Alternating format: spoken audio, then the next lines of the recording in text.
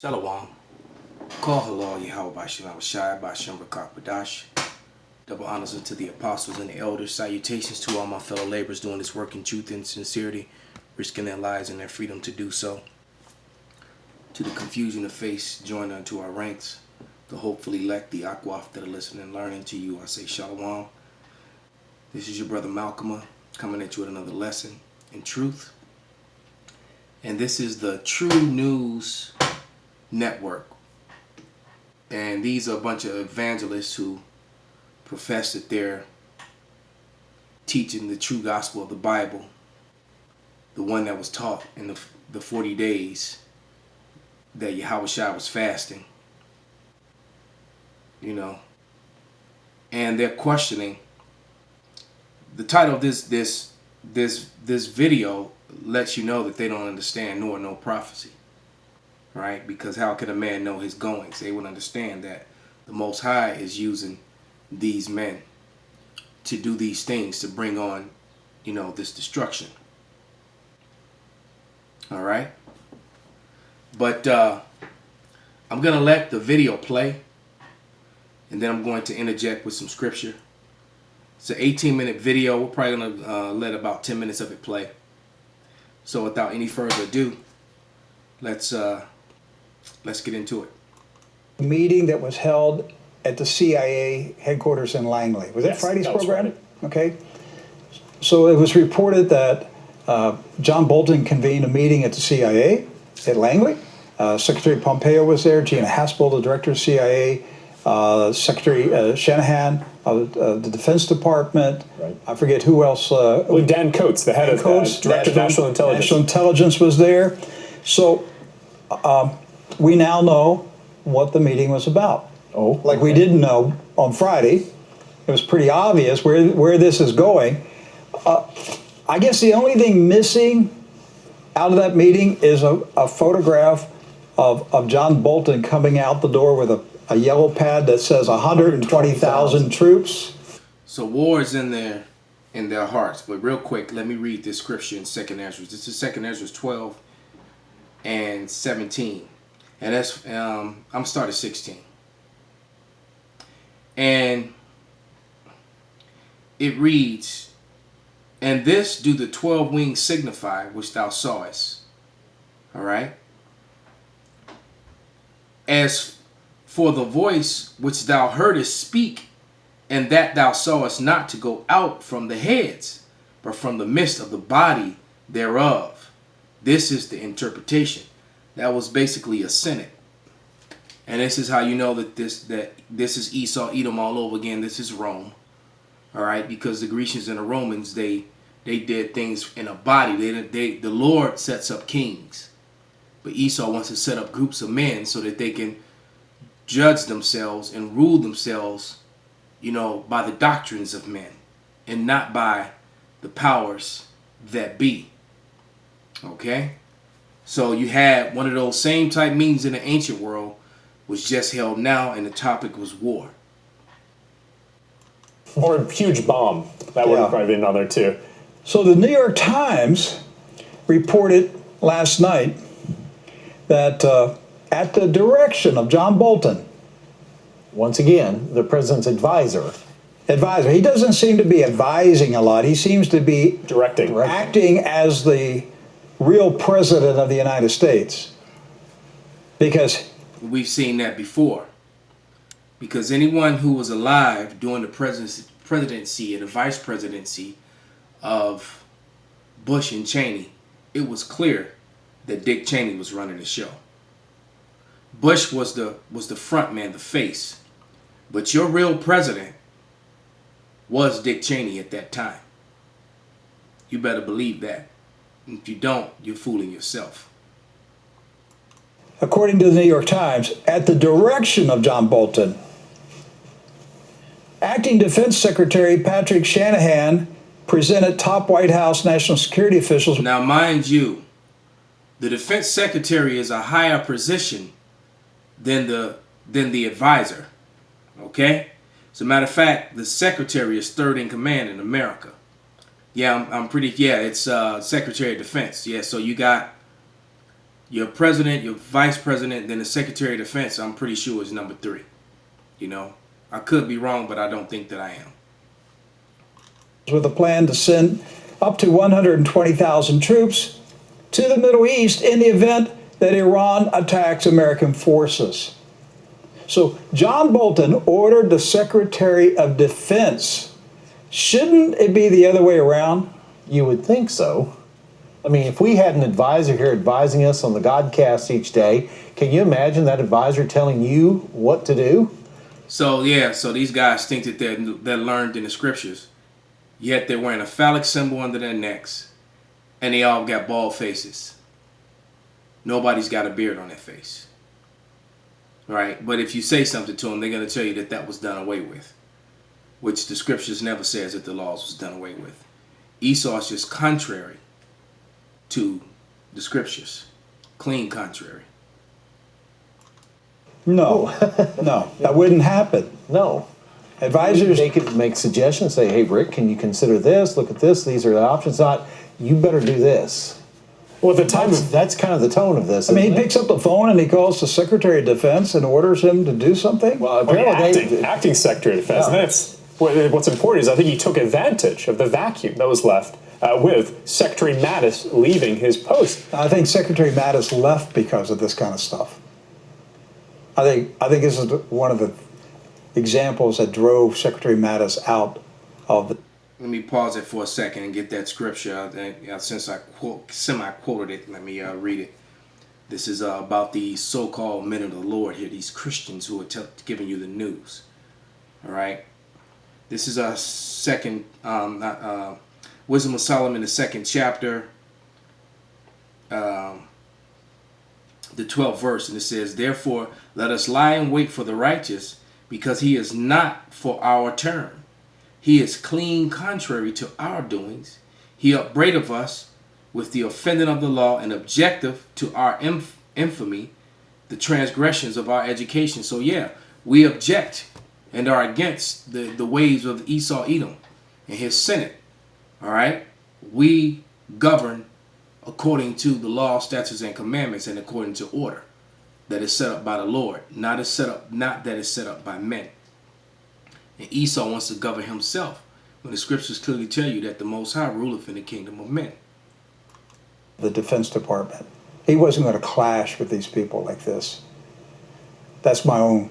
I think you read the article actually. So it actually brings up an incident they report on from September of last year, where John Bolton attempted, after there was a mortar attack in an embassy in Iraq, a U.S. embassy in Iraq, he attempted to do just this. He tried to come up with a plan of attack in regard to Iran. And Secretary Mattis at the time, the defense secretary, said, this is absolutely crazy. We're not going to start a war, though your war.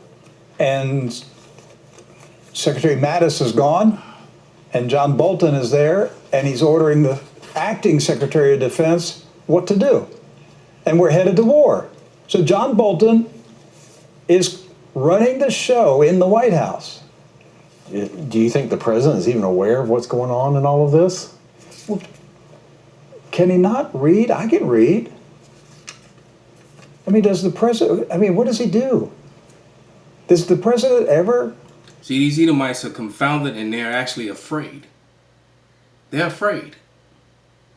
All right? Because they know that this means the end of their power. I mean, if all he watches is Morning Joe and Fox and Friends, what kind of information is he going to get? Well, I think they've manipulated his mistrust of the establishment and of the deep state. They now have created an echo chamber of information, whether it be these certain morning TV shows he watches or the information that's brought to him in briefings. Okay, but whose fault is it? It's his. It's his fault. Yeah, we actually have a soundbite. This is number 16 for our control room, where the president actually called this information fake news being released about 120,000 troops. So now, which is it? Is the order from Mr. Bolton to Acting Secretary Shanahan, just smoke, or is it the real thing? It's fake news to the president because he doesn't know anything about it. But it's being done. That's my hunch. He doesn't know, and so when he says it's fake news, he's telling the truth because he didn't order the Secretary of Defense to prepare war plans. So it's interesting when he is asked about this on the South Lawn of the White House before he was heading out to Louisiana today. They asked him this question about the 120,000 troops, and you're going to find his answer fascinating, Rick. Listen to this. This is clip 16 on our cut sheet. Would I do that? Absolutely. But we have not planned for that. Hopefully we're not going to have to plan for that. And if we did that, we'd send a hell of a lot more troops than that. But I think it's just, where was that story? In the New York Times? Well, the New York Times is fake news. Okay, so what we just reported here just 5 minutes ago about Advisor Bolton and the 120,000 troops, that was reported by the New York Times. The president says that's fake news. But he also said that if we did go, we'd send a whole lot more than 120,000 troops. Actually, he didn't say that the story was fake news. He said the New York Times was was fake news. Thank you. So every once in a while, the New York Times gets it right. Especially when they're getting leaked to, yes. Right? Because they claim to have been able to quote from senior administration officials, and the named official in the article is actually Ambassador Bolton's sidekick, a man that basically acts as a spokesperson for him, both in his position currently and previously at the American Enterprise Institute. He didn't deny the story. He simply said that for a long time, Iran has always resorted to military action and must be dealt with. Which is a lie. Iran hasn't attacked anyone. Look, I think in the last 212 years, if I'm not mistaken, Iran's been in one war. All right? And America's been in what I forget exactly how many. I think it was well over 200 wars. All right? And America's, not is not barely over 200 something years old. So I think America's around 224, 25, if I'm not mistaken. I could be wrong. But when you go, so we go back to 1776, and then so we come up to this time. All right. And in that time, America has been in more than 212 wars, if I'm not mistaken. And if not so, that's pretty close on. Iran's been in one. Has attacked one. So that's just a bold-faced lie, an excuse for them to do dirt. Esau is a liar, man. And they're all, and they're just divided because half of them want war and the other half don't. This is Matthew 3:25, and it reads 12 and 25, Salakia. That was Mark that I was quoting. But it pretty much said the same thing. But this is Matthew 12 and 25. And it says, And Yahushua knew their thoughts, and said unto them, Every kingdom divided against itself is brought to desolation, and every city or house divided against itself shall not stand. And if Satan cast out Satan, he is divided against himself. How shall then his kingdom stand?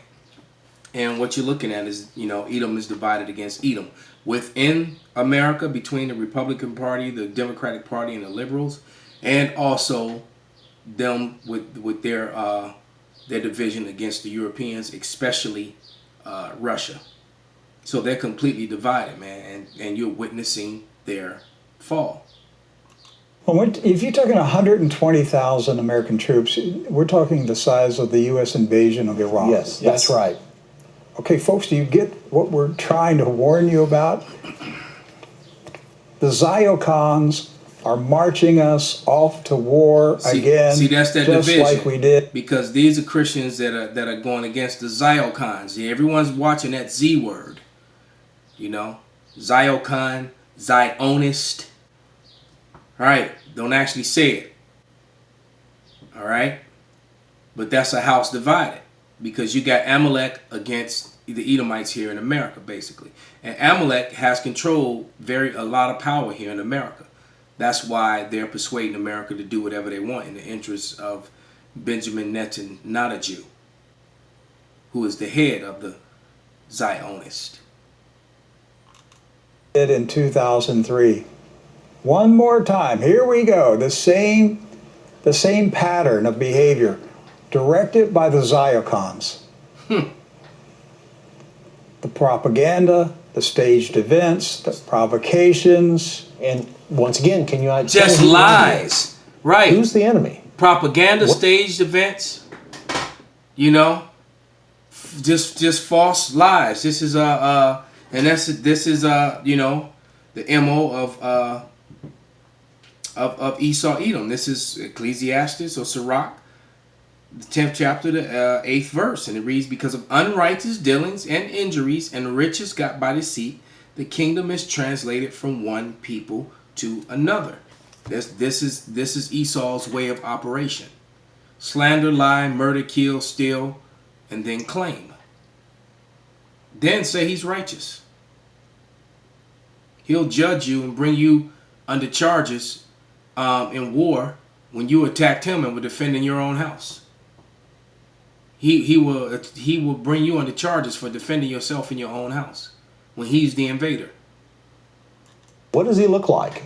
And Well, they're telling us it's Iran, but I don't know why Iran's my enemy. Right. Iran, House the Iranian divided. people have not threatened me. I'm not afraid of the Iranian people. I don't stay awake at night worried Damn about right. the You best be afraid of Edomite cops, judges, and lawyers.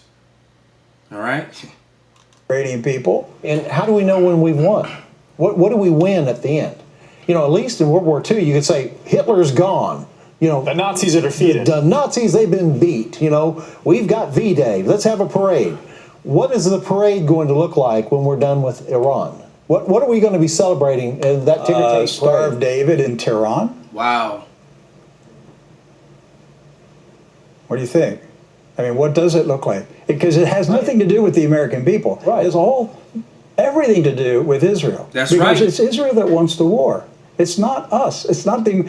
Again, for 20 years sitting here, I've watched Israel try to start a huge war using the United States, using American men, American blood to fight a Zionist war against Iran. They Hey, have the most to gain. If you think about this is this is Jeremiah 49 and 20.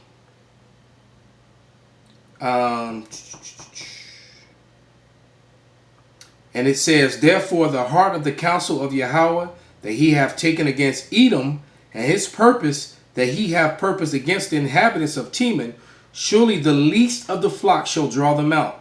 Surely he shall make their habitations desolate with them." So that's prophecy, man. The least of the flock is Amalek. They're the least of the Edomites, smallest number. But yet they control all of the rest of Edom and the world for that matter. And they're going to get this war. All right? And it's really not on their own doing. The Lord is allowing it to happen so that the prophecies will come to pass. And now we're at that time in the book where these things are coming to pass. intricately tied into Syria. If it wasn't for Iran, for example, and Russia, Syria would probably, at this point, their resources would be owned by the Israelis and allies. If we're going past even Syria, there is no country in the Middle East other than Iran who is willing at this point to stand up against Israel as they Right, because Israel is a terroristic nation, point blank, period, man. You got something they like, they coming to jack you, man. Like a robber, and they're no different from the dude who runs up on you in the car and carjacks you. Israel is no different. They just do it way more tactical and way more violently. All right, and then say that they're defending themselves as they're jacking you, and you don't even have a weapon. And they'll scream they got the right to defend themselves. become a regional and a global superpower. Aside from So he was John- too afraid to just call it like it was. It's a terroristic state, man. Point blank, period. Bolton, who is the other person in the world who has repeatedly demanded war with Iran? Benjamin Netanyahu. Benjamin Netanyahu. Over and over, repeatedly, he has called for war with Iran. He's the one who wants this war. And he's frustrated that his best propaganda has failed. Benjamin Netanyahu's true skill is propaganda. Yeah, hey. He was. Hey, that dude's slick though, man. He like Teflon. All right, because he was on the verge of going to jail, man, and now he's and all that just kind of slid right off of him and his wife, and he's right back in the same position that he was in before, in power. Even though he was found guilty, and and all the evidence showed that he had did all these things that they were accusing him of, but somehow that got swept under the rug, and the dude's right back in office. Was in charge of propaganda at one time when he was a young man. Yes. He was the Israeli propaganda chief. He's very, very good at it. He wants the war. And he has failed repeatedly to get an American president to go to war against Iran. I have, again, through all the years of True News, I've seen so many times, I thought, here we go, we're ready to have a war. And we're ramping up right now, just like we have in the past, where the fever gets red hot, and you think, this is it, we're going to have the war. That's how I've been. The only difference then they right calm now it down. Doc, is there has never been in the White House a more pro-Zionist president than Donald Trump. There it is. He screwed up and said the word. He didn't say Zion or Zionist, but better him than me. And that's what worries me. See, Esau's worried because it's coming. You know why? This is Revelation. We're going to close with this. 12 and 12. Therefore rejoice, ye heavens, and ye that dwell in them. Woe to the inhabitants of the earth and of the sea, for the devil is come down unto you, having great wrath, because he knoweth that he hath but a short time. So the rule of Esau Edom is almost over. This war is already... It's not that Benjamin Netanyahu or Netanyahu wants a war. He already has it, man. All right? This war has already begun. What do you think this trade war is? It's already begun. And it isn't that much time left. So, those of you who haven't, you need to cling on to your Israelite heritage, repent, and learn and call on the name of Yahweh Bashem Navashai. Shalom, Abba Babal.